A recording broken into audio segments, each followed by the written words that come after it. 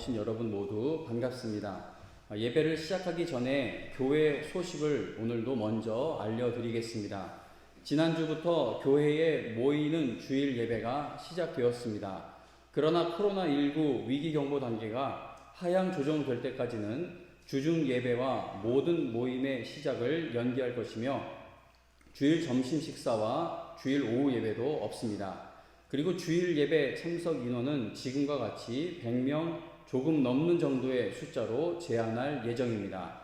당분간은 교회 비치용 성경 찬송을 사용하지 않을 예정입니다. 그러므로 개인 찬송 성경책을 가져오시거나 또는 주보를 사용해 주시기 바랍니다. 감기 증상이 있으시거나 또는 가족들이 현장 예배 참석을 우려하는 걱정하는 경우에는 온라인 예배를 드려주시기를 바랍니다. 오늘부터 교회 학교도 현장 예배를 시작합니다. 그러나 아직 학교들이 등교 계약을 하지 않은 상태이고 또 조심해야 할 때이기 때문에 온라인 예배도 함께 드려집니다. 그래서 오늘 교회 학교 현장 예배에 나오지 못하시는 부모님들은 우리 아이들과 꼭 온라인 예배를 참여해 주시기를 바랍니다. 교회와 나라를 위해 그리고 선교사님들을 위해 계속 기도해 주시기를 바랍니다. 다 같이 찬송가 292장 주보에 실어드렸습니다. 292장 찬송 부르겠습니다.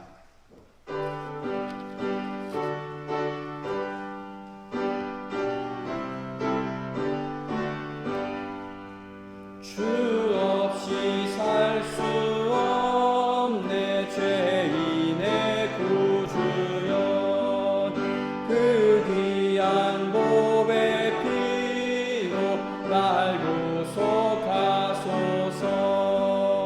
구주의 사랑으로 흘리신 보혈이 내 소망 나의 위로 내 영광 됩니다. 주 없이 살 수 없네 나 혼자 못 서리 힘없고 부족하며 지혜도 없도다.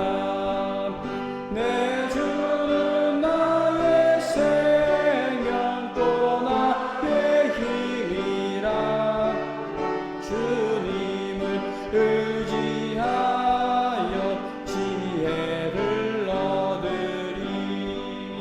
주 없이 살 수 내 주는 아신다. 내 영의 깊은 간구 마음의 소원을 주밖에 나의 마음 위 알아주리요. 내 마음 위로하사 영원케 하시네. 주 없이 살 수 없네 세월이 흐르고 이 깊은 고독 속에 내 생명 끝나도 사나운 풍랑일 때 날 지켜주시니 내 곁에 계신 주님 늘 힘이 됩니다. 아멘. 다 같이 사도신경으로 우리의 신앙을 고백하겠습니다.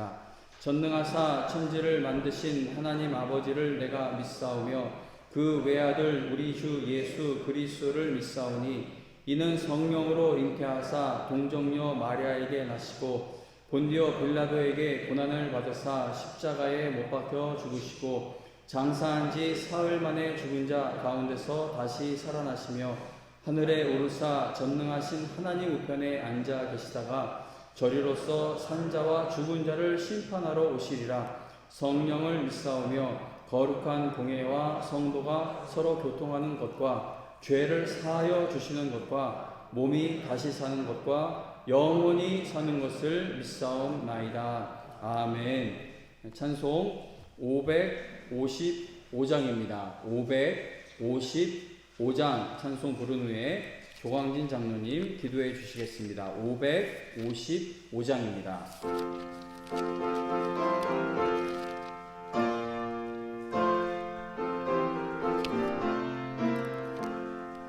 우리 주님 모신다 전 복되고도 복된 가정 괴로우나 즐거우나 주를 위해 살아가리. 온 식구가 모여 앉아 즐겁게 찬송하니 지금까지 지내온 것 주의 크신 은혜로다. 주의 자녀 모여 앉아 주께 기도드리오니 가족들의 건강함과 화목함을 주옵소서. 슬플 때의 위로함과 괴로울 때 평안함을 험한 세상 살아갈 땐 환난에서 구하소서. 주를 사모하는 가정 변치 않게 하시옵고 이 가정에 주의 은혜 넘쳐나게 하옵소서. 시사철 주의 사랑 강물같이 흘러넘쳐 따뜻하고 평화로운 보금자리 주옵소서.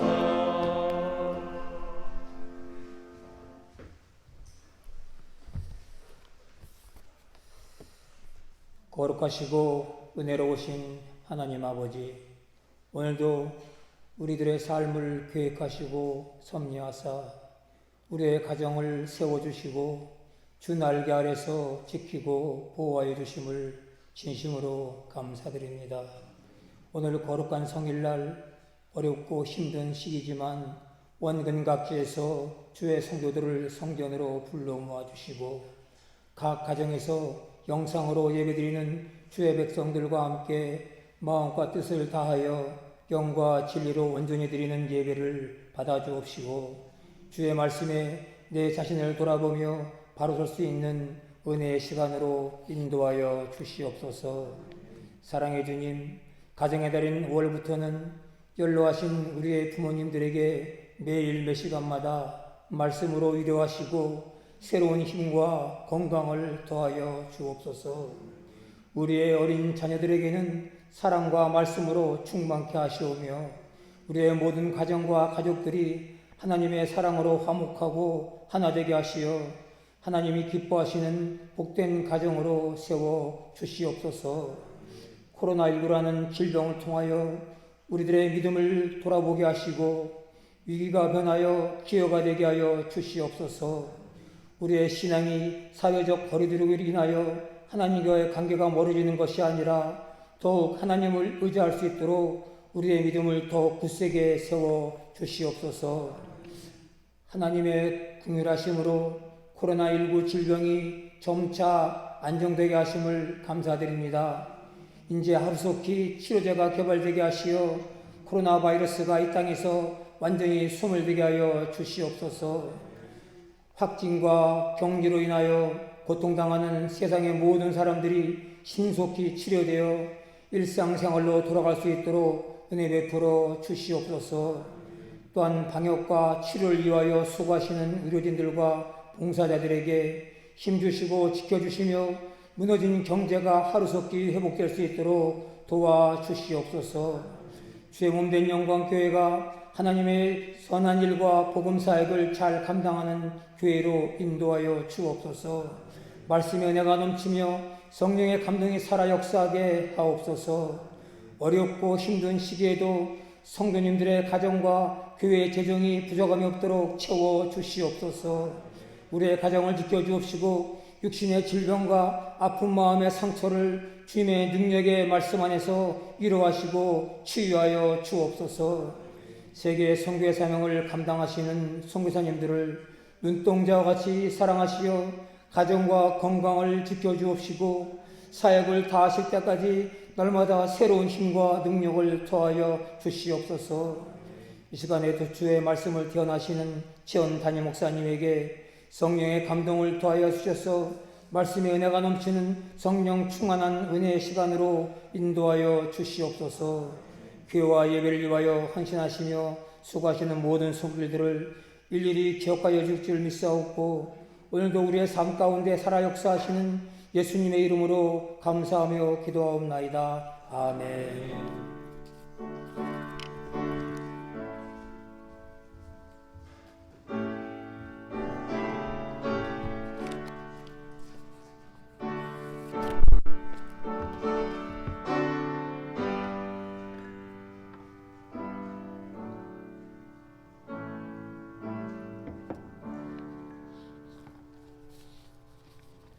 이 시간 함께 은혜 받으실 하나님 말씀은 사무엘하 18장 31절에서 33절입니다. 사무엘하 18장 31절에서 33절 말씀입니다. 읽어드립니다. 하나님 말씀 읽어드립니다. 구스 사람이 이르러 말하되, 이제 다윗 왕에게 이야기하는 겁니다. 내 주 왕께 아뢰 소식이 있나이다. 여호와께서 오늘 왕을 대적하던 모든 원수를 갚으셨나이다 하니 왕이 구스 사람에게 묻되 젊은 압살롬은 잘 있느냐? 구스 사람이 대답하되 내 주 왕의 원수와 일어나서 왕을 대적하는 자들은 다 그 청년과 같이 되기를 원하나이다 하니, 죽었다는 이야기죠. 왕의 다윗의 마음이 심히 아파 문 위층으로 올라가서 우니라. 그가 올라갈 때에 말하기를 내 아들 압살롬아, 내 아들 압살롬아, 차라리 내가 너를 대신하여 죽었다면 압살롬 내 아들아 하였더라. 아멘. 우리가 지금 사무엘하 18장을 본문 말씀으로 읽었는데, 오늘 설교 말씀은 사무엘하 13장에서부터 18장까지 걸쳐 있는 길게 기록되어 있는 다윗과 압살롬의 이야기를 전체적으로 살펴보고자 합니다. 오늘 이 시간에는 관계 회복을 놓치지 않는 가정 되게 하소서, 관계 회복을 놓치지 않는 가정 되게 하소서라는 제목으로 하나님 말씀 증거하겠습니다. 어느 어린아이가 아빠에게 쓴 사과 편지를 하나 읽어드리겠습니다. 지난주에 인터넷에서 읽은 편지인데 여러분들께 짧습니다. 읽어드립니다. 아빠, 너 같은 아빠는 필요 없다고 해서 죄송해요. 아들이 아빠한테 사과 편지를 썼는데, 제가 이거 인터넷에서 읽었는데 이 편지는 직접 봐야 더 웃음이 납니다. 글씨가 매우 삐뚤빼뚤하고 철자도 많이 틀린 것을 보면 아마 나이가 많아봐야 초등학교 1학년 정도인 아이가 쓴 편지인 것 같습니다. 아마 아빠한테 화가 났으니까 아빠 같은 거 필요 없다고 했던 것 같아요. 그래서 이제 그게 미안하다고 쓴 건데, 저는 이 아이의 글을 읽으면서 이 아이에게는 아빠와의 관계가 회복될 가능성이 매우 높겠구나라는 생각을 해보았습니다. 자기 자신을 돌아보며 대화하는 것에서부터 관계의 회복이 시작될 수가 있는데, 다행히도 편지를 쓴 이 어린아이는 관계 회복의 시작을 제대로 하고 있는 겁니다. 자신의 잘못을 돌아보며 관계 회복을 위한 대화를 먼저 시작하는 것은 글씨도 제대로 쓰지 못하는 아주 어린아이도 할 수 있는 일입니다. 그러나 어린아이도 할 수 있는 이 일이 결코 아무나 쉽게 할 수 있는 일은 아닙니다. 심지어 믿음이 좋은 성도들 중에도 이 간단해 보이는 일을 가정이나 교회에서 실천하지 못하여 내가 이 일을 잘못했습니다, 다시 대화가 시작되기를 원합니다, 바랍니다. 이 간단해 보이는 일을 가정이나 교회에서 실천하지 못하여 서로의 상처를 평생 해결하지 못한 채 살아가기도 합니다. 성경에서도 그러한 사례들을 찾아볼 수가 있는데 다윗의 가정이 그러했습니다. 오늘 이 시간에는 가정이 회복될 수 있는 기회를 놓쳤던 다윗의 이야기를 살펴보며 우리의 신앙을 점검해 보고자 합니다. 다윗에게는 최소 8명의 아내가 있었습니다. 하나님께서는 일부 다처제를 허락하지 않으셨지만 당시 관습에 따라 여러 명의 아내를 두었던 성경의 인물들이 있습니다. 한 명 이상의 아내를 두었던 성경의 인물들을 보면 그들은 여러 명의 아내를 얻은 일로 인해 가정이나 또는 나라에 많은 어려움이 생깁니다. 아브라함을 시작으로 해서 여러 명의 아내를 둔 걸로 인해 얼마나 가정이 복잡해지는지 모릅니다. 다윗 또한 여러 명의 아내를 통해 얻은 자녀들로 인해 가정과 국가까지 흔들리게 되는 비극적 사건들을 겪게 됩니다. 다윗에게는 다말이라는 이름의 딸이 있었습니다.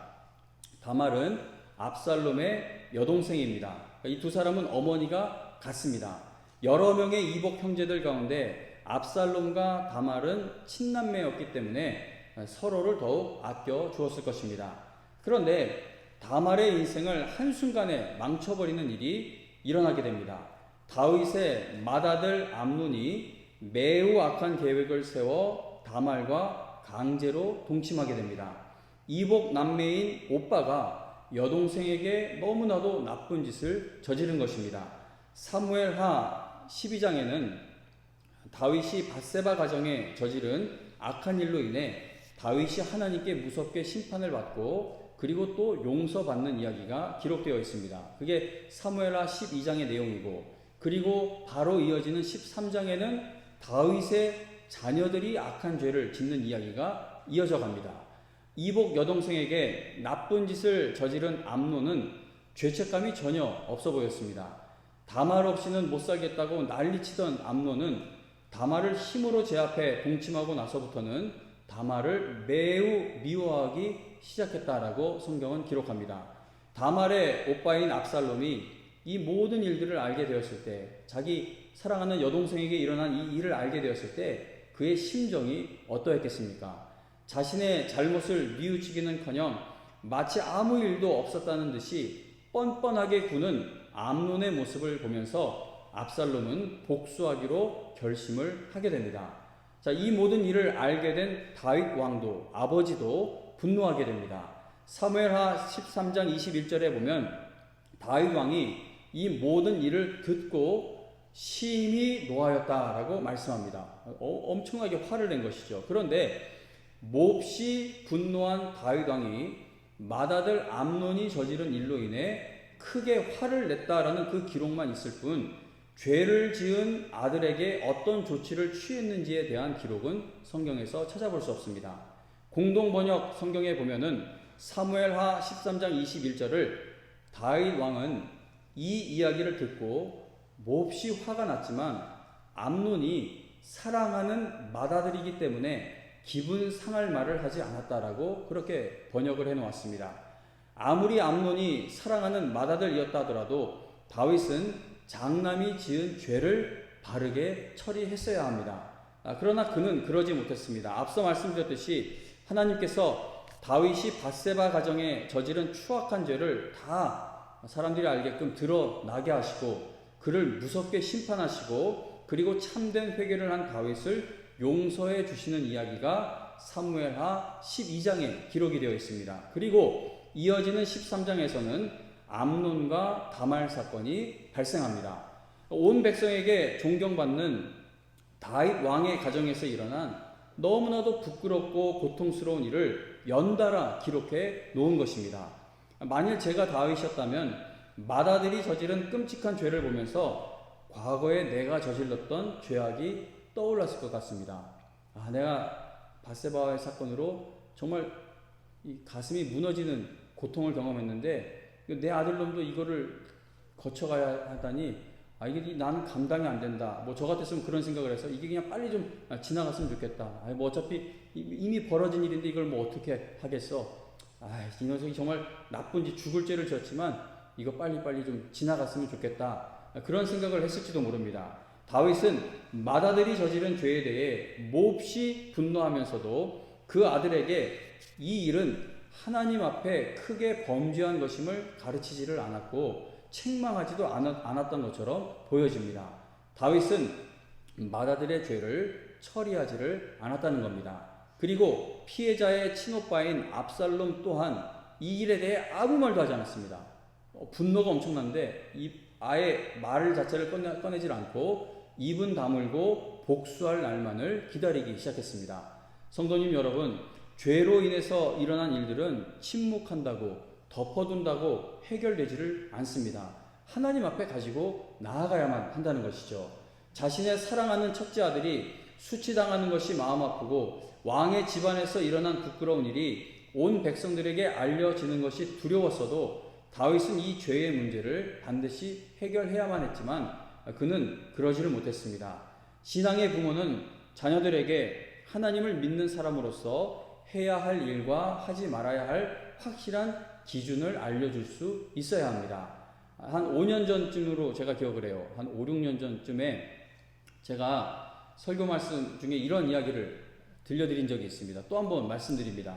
제가 20대 후반, 30대 초반쯤이었던 걸로 기억을 하는데 제 친구 중 하나가 어느 날 저에게 여자친구와 헤어지려고 하는데 여자친구가 임신을 한 것 같다라는 고민을 털어놓았습니다. 제가 그래서 걱정이 돼서 그 친구에게 야, 너 어머니 아버지가 이 일을 알게 되면 어떻게 할 계획이야? 라고 물었더니 그 녀석이 저에게 우리 엄마는 반드시 내 편 들어주실 거야. 만일 여자친구가 진짜 임신을 했다 하더라도 우리 엄마는 절대 그런 거에 흔들리지 않아. 엄마는 내 편 들어줄 거기 때문에 그건 걱정 없어 라고 말하는 것이었습니다. 제가 그 친구 집에 가서 이 말을 들었는데 친구의 말을 들으며 매우 혼란스러웠습니다. 왜냐하면 그 녀석의 어머니는 교회를 다니고 계시는 분이었기 때문입니다. 그 집안에 성경책 찬송 다 있고 다 있어요. 근데 아들이 친구가 이 말을 하는데 그 말을 들으며 혼란스러웠어요. 만일 다윗이 맏아들 암논에게 그가 저지른 악한 일이 하나님 앞에 큰 죄라는 사실을 분명하게 알려주었다면 그는 그렇게 당당하게 행동하지 못했을 것입니다. 그러나 다윗은 나단이 자신을 찾아와 하나님의 말씀으로 강하게 책망을 했던 것처럼 그렇게 하나님의 말씀으로 사랑하는 맏아들을 책망하지를 못했습니다. 자식을 키워보니 자식들은 절대 내 마음대로 되지 않는다는 것을 점점 더 인정하게 됩니다. 그래서 다른 집안 자식들 사고치고 이렇게 저렇게 모습 보여도 저는 아무 말 못해요. 비웃지도 못하겠고 깔보지도 못하겠고 절대 못해요. 왜냐하면 자식은 내 마음대로 되는 일이 아니기 때문입니다. 자녀들이 예수님을 믿게 하는 것 또한 내 마음대로 되는 일이 아니죠. 유명한 목회자들 중에도 자녀들이 신앙생활을 잘하지 않아 매우 마음 아파하는 것을 많이 보았습니다. 제가 고등학교 때 미국 오클라호마라는 데서 어떤 미국 교회 거의 백인들만 모이는 교회였는데 근데 그 교회 목사님이 미국 교회 목사님 미국 분이시죠. 설교를 엄청 잘했어요. 로마서를 전체를 다 외울 정도로 굉장히 설교를 잘하시는데 근데 어느 날 딸이 혼전 임신이 된 거예요. 근데 그 시골 지역에서 그게 용납이 안 되죠. 그래서 목사님이 목회지를 옮겨가는 것을 보았던 적도 있는데 신령하고 신앙생활을 잘하는 가정에서도 자식을 어떻게 마음대로 하지 못해서 마음 아파하는 것을 많이 보아왔습니다. 강압적인 방법으로는 가족들에게 예수님을 전하지 못합니다. 예수님 믿게 하는 것은 용돈을 많이 준다고 되어지는 일도 아니고 때려서 되는 일도 아닙니다. 그러나 성도님 여러분, 아직 예수님을 모르는 가족들에게 내가 예수님을 믿는 사람으로서 어떤 기준을 갖고 살아가고 있는지는 확실하게 보여줄 수 있습니다. 가족들, 불신 가족들을 억지로 예수님을 믿게 하고 교회로 끌고 올 수는 없겠지만 그러나 그들에게 내가 믿는 사람으로서 어떤 모습으로 살아가는지는 보여줄 수 있다는 겁니다. 예를 들어 이 엄마와 아빠는 예수님을 믿는 사람으로서 인생에 확실한 기준이 있다는 것을 삶을 통해 자녀와 가족들에게 보여줄 수가 있다는 겁니다. 더 예를 들자면 나는 예수님을 믿기 때문에 부모님께 효도한다는 것을 보여줄 수 있고 나는 하나님의 은혜와 사랑이 너무나도 감격스러워 용서와 사랑을 베푸는 삶을 살아간다는 것을 자녀와 가족에게 보여줄 수가 있고 나는 하나님을 두려워하기 때문에 정직한 삶을 살아가며 하나님을 신뢰하기 때문에 아무리 큰 어려움 당해도 절대 절망하는 자리에 주저앉지 않는다는 것을 자녀나 가족들에게 보여줄 수 있다는 겁니다. 다윗은 암논에게 그가 저지른 일이 하나님 앞에 크게 범죄한 것임을 확실하게 가르치지를 않았고, 그리고 그 아들이 회개하는 자리에 갈 수 있도록 돕지도 못했습니다. 다윗은 아들이 저지른 일로 인해 몹시 분노하긴 했지만 그게 죄라는 것을 알았으니 얼마나 화가 났겠어요. 너무나 마음이 상해서 크게 화를 내긴 했지만, 그러나 어떠한 조치도 취하지 않은 채 그 사건을 지나쳤다는 겁니다. 그렇게 2년이라는 시간이 흘러 이제는 마치 모든 사건이 다 잊혀져 가는 듯 보였습니다. 그러나 2년이라는 시간이 흐르는 동안 암논에게 복수하려는 압살롬의 적개심은 더욱더 커져만 갔습니다. 그러던 중 압살롬은 마침내 암논에게 복수할 기회를 붙잡게 됩니다. 압살롬은 양털 깎는 절기를 맞아 열리는 이스라엘의 전통 잔치에 암논을 초대해서 그가 술에 취해 정신을 놓게 만든 다음에 그 자리에서 암논을 살해했습니다. 성범죄와 살인죄를 저질렀던 아버지 다윗을 이어 그의 두 아들이 하나는 성범죄를 또 하나는 살인을 저지르는 참담한 사건이 벌어진 것입니다. 왕의 가정이며 신앙의 가문에서 너무나도 부끄러운 일이 일어나게 된 것입니다. 사무엘하 13장 31절에 보면 압살롬이 암논을 죽였다는 소식을 들은 다윗이 옷을 찢고 땅에 들어 누워 괴로워하게 됩니다. 자식들에게 일어난 일들로 인해 다윗의 마음은 찢어질 듯이 아팠겠죠. 암논 그놈이 집안에서 벌인 일도 마음이 찢어졌는데, 근데 그 암논을 또 압살롬이 죽였다고 하니까 그게 어떻게 마음에 감당이 될 수가 있었겠습니까? 다윗이 옷을 찢고 땅에 들어 눕습니다. 그런데 다윗은 이번에도 옷을 찢고 땅에 들어 누울 정도로 괴로워하면서도 그 다음 행동이 없습니다. 아무리 마음이 아파도 가정에서 일어난 죄악을 하나님 앞에 가지고 나아가 정리해야 했는데 그 부분이 또다시 생략됩니다. 머리가 매우 좋았던 다윗은 사태를 파악하는데 탁월한 사람이었죠. 리더십이 뛰어난 사람이 다윗 왕입니다. 하나님 앞에 참된 회개를 할 줄 알았던 사람이 다윗이죠. 그러나 그는 가정 문제에 있어서는 어떻게 해야 할 줄 몰라 하는 것처럼 보여졌다는 겁니다. 암논이 다말에게 범죄했을 때와 마찬가지로 다윗은 이번에도 화내고 슬퍼하는 감정을 보였을 뿐 아들 압살롬을 훈계하고 교육하여 무너진 가정과 신앙을 다시 세우기 위한 그 어떤 조치도 취하지 않았다는 겁니다. 다윗이 그러고 있는 동안 압살롬은 도망을 갑니다. 그러나 다윗은 형제를 살인한 아들이 도주한 것을 알면서도 여전히 아무런 조치를 취하지 않습니다. 사무엘하 13장 37절에 보면 다윗은 죽은 아들을 날마다 생각하며 슬퍼했다라고 말씀합니다. 압살롬은 외할아버지 집으로 피신해서 외가에서 3년을 머물게 됩니다. 그런데 3년이 지나고 나서의 압살롬의 모습을 보면은 분노로 가득한 그의 마음에 조금의 변화도 없습니다. 외할아버지 집안에서도 그에게 영적으로 선한 영향력을 끼치는 사람이 없었던 것처럼 보여집니다. 한 해, 두 해를 넘기면서 다윗의 감정도 많이 누그러져 갔습니다. 사무엘하 13장 39절에 보면 압살롬이 도망친 지 3년이 되었을 때 다윗 왕의 마음이 압살롬을 향하여 간절하였다라고 말씀합니다.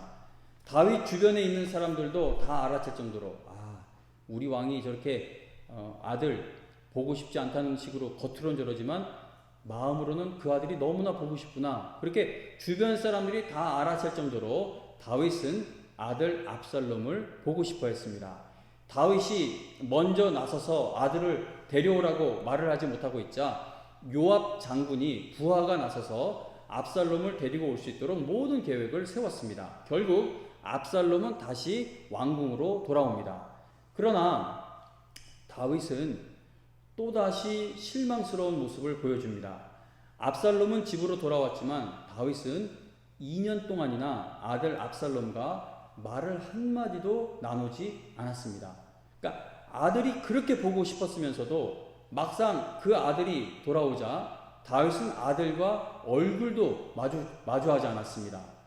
이거 한국 드라마에도 이런 거 많이 나와요. 막 못난 놈. 그런데 회장님들 딱 들어가가지고 혼자 막 아들 때문에 눈물을 흘리고. 근데 그 드라마 속의 모습뿐만이 아니라 뭐 미국이든 한국이든 어느 나라든 특히 이게 아버지들한테서 이런 모습이 좀 많이 있지 않나 생각되어지는데, 다윗도 그랬어요. 속으로는 애 같아요. 너무 사랑하는 아들이고 잘 돼야 하는 아들이고 날마다 보고 싶었던 아들인데, 그런데 그 2년 만에 다시 돌아온 아들을 만나주질 않아요. 얼굴을 마주하질 않습니다.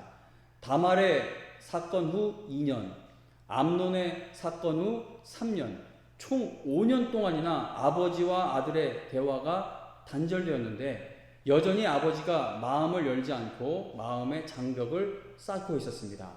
아버지 다윗의 냉대는 무려 2년 동안이나 더 지속되었습니다. 마음의 상처가 큰 압살롬은 아버지의 사랑과 위로를 받지 못한 채 7년이라는 시간을 보내야 했으니 그 아들의 마음이 온전할 리가 없습니다. 아버지가 자신을 계속 외면하자 압살롬은 요압에게 아버지와 만나게 해달라고 간청했습니다. 하지만 요압조차 압살롬과 만나주지 않았습니다. 골치 아팠겠죠. 왕의 마음이 저렇게 견고한데 아들이 와서 계속 만나게 해달라니 중간에서 이게 귀찮았는지 요압도 압살롬을 만나주지 않습니다. 그러자 압살롬은 하인들을 시켜서 요압 장군의 밭에다가 불을 질러버립니다. 자, 그렇게 하면, 불을 질러버리면 화가 난 요압이 자신을 찾아올 것이라고 생각을 한 겁니다. 압살롬의 생각은 적중했습니다. 요압은 자신의 밭에다가 불을 지른 압살롬을 찾아가게 됩니다. 압살롬은 자신을 찾아온 요압에게 아버지를 만나게 해달라고 간곡히 부탁했습니다.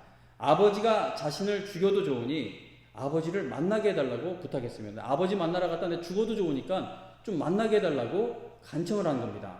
결국 요압의 중재로 압살롬은 아버지 다윗을 만나게 됩니다. 자, 다행히도 다윗은 아들을 따뜻하게 맞아주었습니다.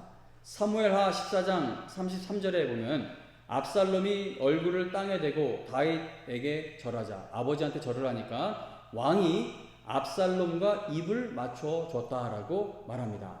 다윗이 아들을 그렇게 꼭 안아주기까지 무려 7년이라는 세월이 걸린 겁니다. 그러나 한 번 안아주는 것으로 압살롬의 마음이 변할 수는 없었습니다.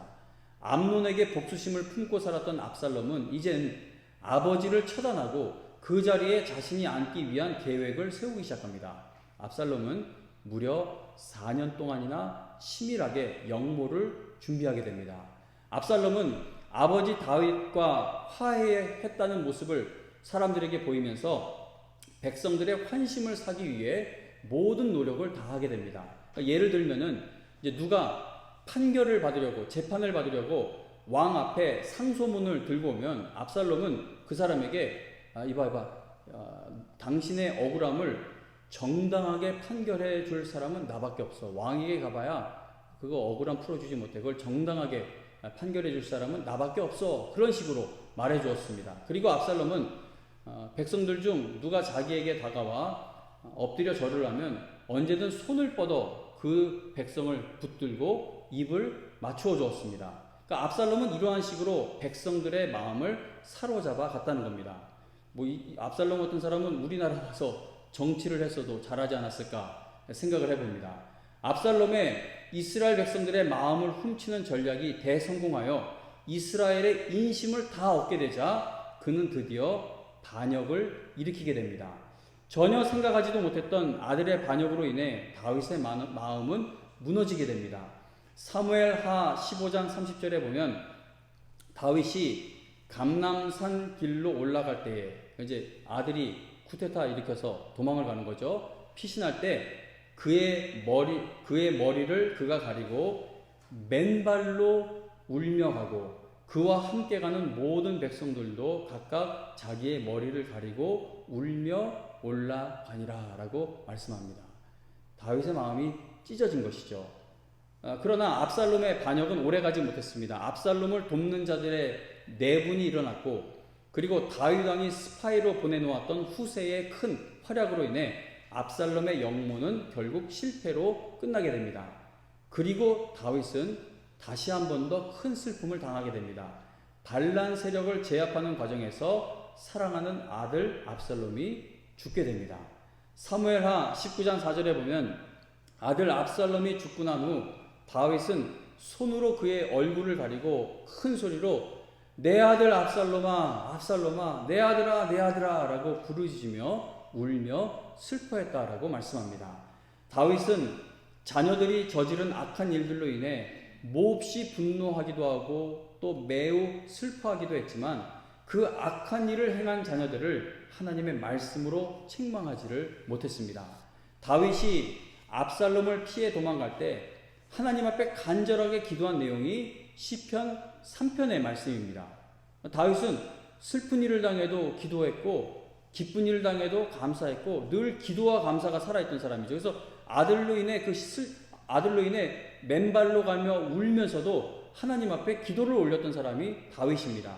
그렇게 모든 일을 기도와 찬양으로 하나님께 아뢰던 다윗인데, 그런데 이상하게도 자식들의 문제를 갖고는 분노하고 슬퍼하다가 끝났다는 겁니다. 압살롬이 아버지에게 반역하게 되기까지 무려 11년이라는 세월이 흐르는 동안 다윗이 아들의 신앙을 점검하기 위해 어떤 일을 했는지가 성경에 기록되어 있지 않습니다. 다윗이 압살롬의 죽음으로 인해 아들의 이름을 부르며 크게 울었던 것을 보면 그는 분명 아들을 매우 사랑했던 아버지입니다. 하지만 사랑하는 아들의 신앙을 회복시키기 위해 그가 어떤 일을 했는지 기록이 없다는 겁니다. 겨우 집으로 돌아온 아들과 대화를 나눌 기회가 수년에 걸쳐 있었지만 다윗은 무려 2년 동안이나 아들을 만나주지 않았고 외면했습니다. 다윗이 아들을 매우 사랑하면서도 이러한 행동을 보였던 것이 혹시 오늘 우리의 가정이나 또는 교회에서 발견되는 모습은 아닌지 하나님 앞에서 내 자신을 철저히 살펴볼 수 있어야 할 것입니다.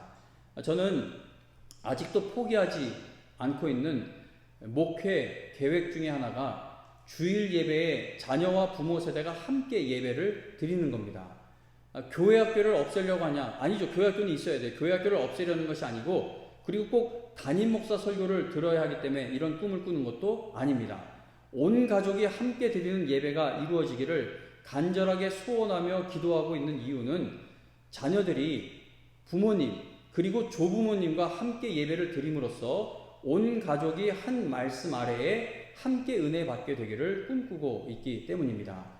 가정에 아무리 힘든 일이 일어나도 절대 변할 수 없는 하나님의 말씀을 확고한 기준으로 세워놓으면 서로 화합하는 것이 가능해집니다. 아빠나 엄마가 그 가정의 주인이 아니고 자식이 가정에서 가장 소중한 존재가 아니라 오직 예수 그리스도가 가정의 주인 되심을 인정하면 그 가정과 교회는 하나됨을 지켜나갈 수가 있다는 겁니다. 온 가족이 한 예배 시간에 한 말씀으로 함께 은혜를 받으면 세대차를 극복하는 대화가 가능해집니다. 나이차가 아무리 많이 나도 서로 가치관이나 관심사가 같고 서로 감동받고 위로받는 것이 같고 사랑하는 대상이 같으며 함께 부르는 노래가 같으면 우리는 하나가 될 수가 있는 것이죠. 저는 전교인 수련회를 정말 좋아합니다. 어린아이에서부터 장년에 이르기까지 함께 한 예배에 한 말씀으로 은혜 받는 것, 그게 얼마나 귀한 일입니까? 온 가족이 함께 예배를 드려 주의 한 말씀 아래 함께 은혜 받는다는 것은 너무나도 소중한 일입니다. 지난 9년 동안 온 가족 예배를 시작할 수 있는 기회가 크게 2번 있었는데 2번 다 안타깝게도 실패를 했습니다. 반대가 여전히 심할 줄을 알지만 그래도 목회 은퇴하기 전에 온 가족 예배가 시작될 수 있기를 위해 저는 계속 기다리며 기도를 하고 있는 중입니다. 예배의 은혜를 함께 공유하는 가족은 주일날 함께 은혜 받은 말씀을 가정의 기준으로 삼을 수 있기 때문에 가족 간의 문제가 발생하더라도 함께 같은 기준을 두고 대화를 시작할 수 있게 됩니다. 내가 부모니까, 내가 엄마니까, 내가 아빠니까 너는 내 말을 들어 라고 하는 것이 아니라 하나님의 말씀을 두고 대화를 풀어나가면 어떤 유명한 가정 전문가를 모시는 것보다 더 확실한 결과를 얻을 수가 있을 것입니다. 그러기 위해서는 부모가 먼저 하나님 말씀에 영적으로 깨어 있어야겠습니다. 예수님은 맹인이 맹인을 인도할 수 있느냐? 둘이 다 구덩이에 빠지지 아니하겠느냐라고 말씀하십니다. 성령 충만, 말씀 충만, 그리고 기도와 예배의 은혜가 충만한 부모님들 되셔서 암논이나 압살롬과 같은 자녀도 다시 믿음의 길로 돌아올 수 있도록 교육하고 인도하는 일에 쓰임받게 되시기를 바랍니다. 가족의 관계 회복을 생각할 때 우리는 교회에서 교우들 간의 관계를 생각을 해야 할 것입니다. 왜냐하면 예수 그리스도 안에 있는 자들은 주님 안에서 한 가족이 된 사람들이기 때문입니다. 성도 간의 감정 대립의 골이 깊어져 대화가 끊겨 있는 그런 관계가 교회에 있다면 우리가 하나님의 말씀을 삶의 기준으로 두고 있지 않기 때문임을 인정하며 우리는 하나님 앞에 함께 엎드려야 할 것입니다. 다윗은 하나님만을 신뢰하는 믿음으로 골리앗을 이겼습니다. 다윗은 하나님만을 의지하는 믿음으로 나라를 이끌었습니다. 다윗은 어느 누구보다 아름다운 노래와 시와 기도로 하나님을 찬양할 줄 알았던 사람입니다. 다윗은 하나님 마음에 맞는 사람이었습니다. 그러나 그렇게 큰 믿음의 인물 다윗도 사랑하는 자녀와 관계를 회복시킬 수 있는 그 기회를 놓쳤다는 겁니다. 여러분들은 관계 회복의 기회를 놓치지 않는 성도들이 되시기를 간곡히 부탁드립니다. 한 가지 더 말씀드릴 것은 다윗의 실패만 생각할 것이 아니라 다윗이 압살롬과 같은 자식도 끝까지 긍휼히 여겼다는 것을 우리가 잊지 말아야겠습니다. 오늘 이 설교 말씀을 잘못 들으면 나는 관계 회복의 기회를 다 놓쳐버렸으니 이미 애들 다 성장했고 나는 늙었고 나는 다 기회를 날렸으니 나에게는 소망이 없는 건가 라는 그러한 생각을 가질 위험이 있습니다. 성도님 여러분, 다윗은 압살롬을 끝까지 사랑했습니다. 압살롬이 반역을 했지만 만일 압살롬이 뉘우치고 다윗에게 돌아왔다면 다윗은 또다시 압살롬을 분명 안아주고 입맞추어 주었을 것입니다. 우리 주님께서는 다윗보다 더 끈질긴 사랑으로 결코 우리를 포기하지 않으시는 그 사랑으로 지금도 우리를 기다리고 계십니다. 나를 끝까지 긍휼히 여기시는 주님을 의지하는 사람은 반드시 마지막까지 쓰임 받게 될 줄로 믿습니다. 다윗이 끝까지 압살롬을 긍휼히 여겼던 것처럼 하나님께서 끝까지 다윗을 긍휼히 여겨주셔서 그의 후손을 통해 그리스도를 태어나게 하셨던 것처럼 우리 주님께서는 여러분들을 끝까지 긍휼히 여겨 주실 것입니다. 성도님 여러분, 이번 주에 어린이날, 어버이날이 있습니다. 가정의 달을 맞아 가정과 교회에서 나의 영적 상태가 어떠한지 꼭 점검해 보실 수 있기를 바랍니다. 나는 다윗처럼 가족들을 대하고 있지는 않은지 확인해 보아야 할 것이고 나는 주님의 보혈로 한 가족된 교우들과 어떤 관계에 있는지를 확인해 보아야 합니다. 그리고 관계를 회복할 수 있는 그 기회를 놓치지 말아야겠습니다. 디모데전서 5장 8절에 보면 누구든지 자기 친족, 특히 자기 가족을 돌보지 아니하면 믿음을 배반한 자요 불신자보다 더 악한 자니라 라고 말씀합니다. 자기 가족을 돌보는 것은 하나님의 명령입니다. 믿음의 주요 또 온전하게 하시는 이 예수님을 함께 바라보는 가정과 성도들이 다 되셔서 어떤 일을 만나도 관계를 회복시키는 일에 끝까지 쓰임받는 가정과 교회가 될 수 있기를 주님의 이름으로 축원합니다. 찬송가 559장 찬송 부르며 준비한 헌금 드리겠습니다. 559장입니다.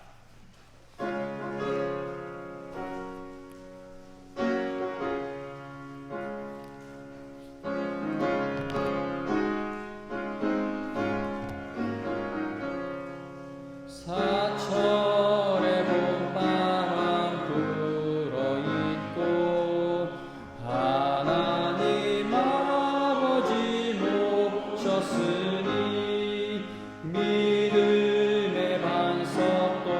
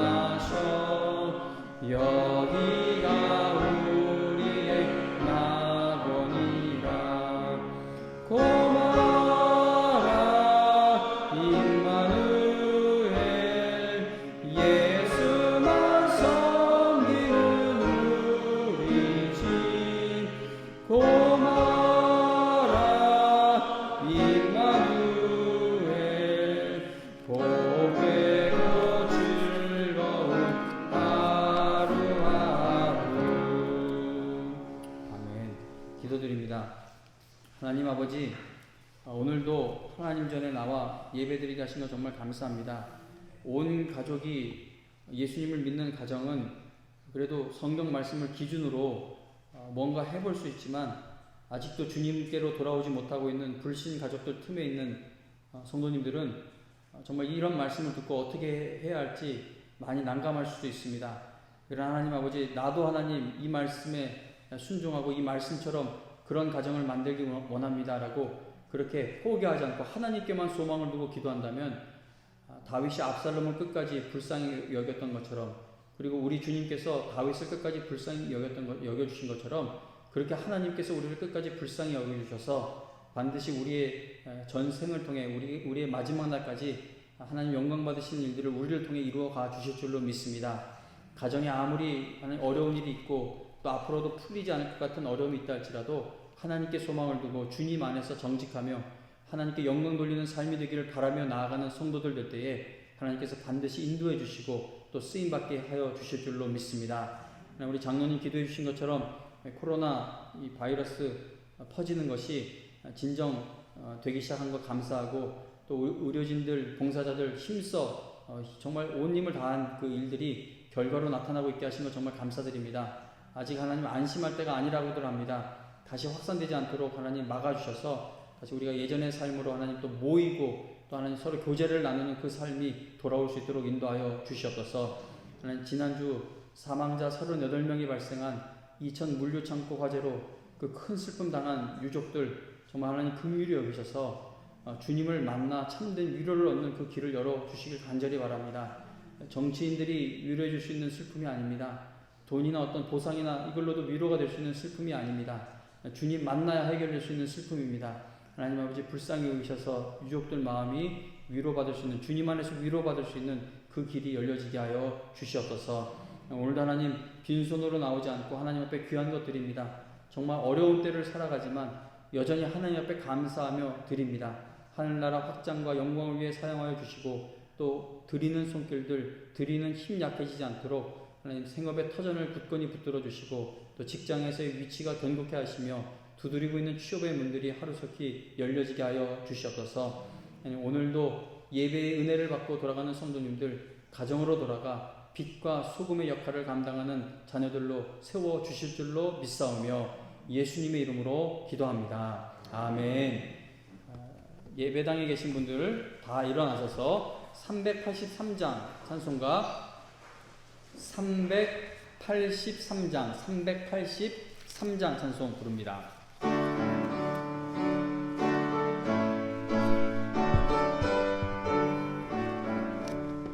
눈을 들어 산을 보니 도움 어디서 오나, 천지 지은 주 하나님 나를 도와주시네. 나의 발이 실족 않게 주가 깨어 지키며 택한 백성 항상 지켜 길이 보호하시네. 도우시는 하나님이 내게 그늘 되시니 낮에와 밤의 달이 너를 상치 않겠네. 내게 화를 주지 않고 오늘 보호하시며 너의 주님 지금부터 영영 인도하시리. 아멘. 하나님 아버지, 오늘부터 교회 학교도 현장 예배를 시작합니다. 그러나 여전히 매우 조심해야 할 때이기 때문에 온라인으로 예배를 드리는 교회 학교 학생들도 있습니다. 현장에 나온 학생들, 어린이들, 또 가정에서 예배를 드리는 우리 학생들, 어린이들, 하나님 동일한 은혜 받는 주일 예배 되게 하여 주셔서 이 병마가 다 물러가고 모든 교회 학교 학생들이 다시 교회로 모일 때 이전보다 더욱더 하나님을 뜨겁게 찬양하고 예배하는 날이 오게 하여 주시옵소서. 이제는 우리 주 예수 그리스도의 은혜와 하나님 아버지의 극진하신 사랑과 성령님의 인도하시며 우리의 기도를 쉬지 않고 도와주시는 그 놀라운 은혜가 오늘 이 예배를 드리며 내가 정말 관계 회복 기회를 놓치지 않는 하나님의 자녀 되기를 바라며 돌아가는 우리 모든 영광의 성도님들 머리 위에 지금으로부터 영원토록 함께하여 주시기를 간절히 축원하옵나이다.